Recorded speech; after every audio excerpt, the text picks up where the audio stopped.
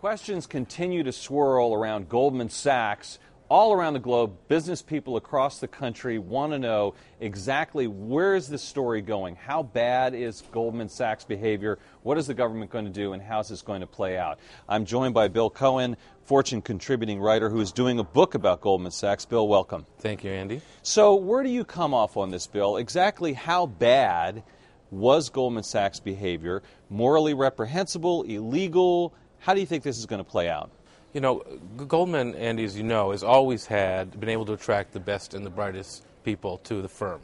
And I think as a result of that, they started to create these very sophisticated securities. They weren't alone on Wall Street. One thing about Wall Street is it's very good at financial innovation, and then once somebody does innovate a product, everybody else deconstructs it and reconstructs it and does it for themselves because it's a revenue-generating opportunity. And actually, historically, Goldman has not been very good at financial innovation. They've been very good at getting the best people there to reproduce what others have done.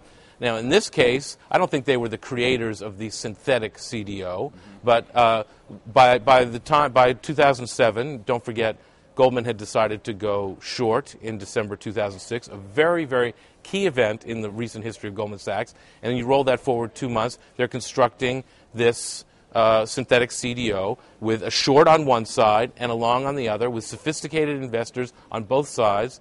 And the question is this any different than A, providing a client service, B, providing a client service where there's a short on one side and a long on the other? Why is it any different than providing, shorting an IPO that they have to do to make a market there? I mean, my view is that there seemed to be a very quick rush to judgment about what had happened.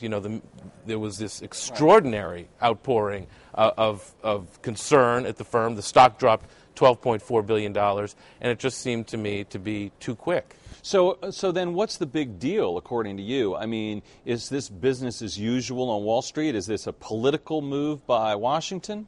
Look, there are two big deals here. I think that it's evocative, it's evidentiary of how far Wall Street has changed in the last 20 years. In other words, Wall Street has always been, as I said before, responsible for cutting innovation, whether it was junk bonds, internet IPOs. This is just another example. So I think they were too clever by half this time, because, is this really what we want our Wall Street securities firms to be doing?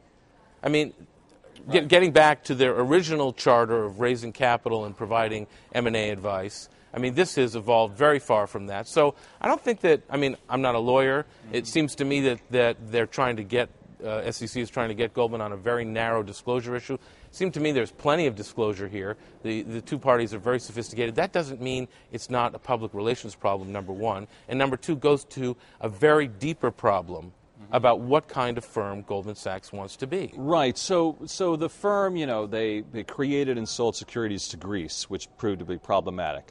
They have this product, Abacus, which has proven to be problematic.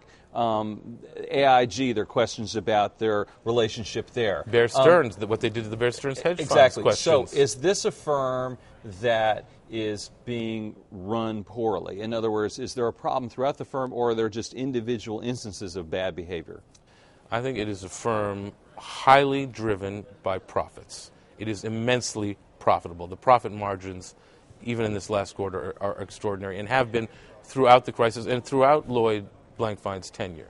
The question is there enough diversity at the top of Goldman Sachs? I mean, where are the bankers? Where are the culture carriers? Where are the people who might say, Lloyd, maybe we shouldn't be. We can be in the business of creating and marketing synthetic CDOs, but is that what we want to be at Goldman Sachs? Is that what we want to stand for? Is that what, we want to have about us on the cover of Fortune?